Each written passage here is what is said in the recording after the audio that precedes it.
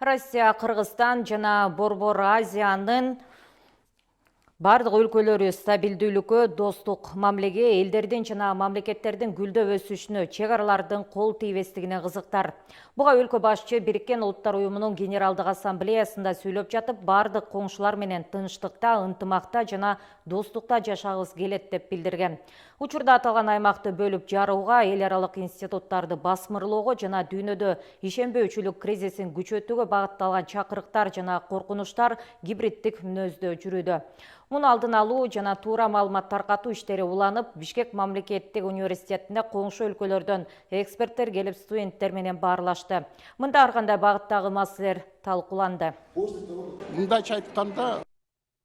Мындайча айтканда, ар тармактуу маселелер көтөрүлүп атат. Коррупция боюнча, наркотрафик боюнча, анан кийин суу маселеси боюнча, анан жанакыл информационный безопасность деп коет. Маалымат коопсуздугу боюнча ар тараптуу маселе өтөт. Ал студенттердин келгени абдан жакшы. Анткени ушундай иш-чаралардан алардын жан дүйнөсү өсөт. Алар жаңы маалымат алышат. Ошондой студенттер суроо берип, аралашып керек болсочу талашып, ошондой деңгээлин көрсөтөт да.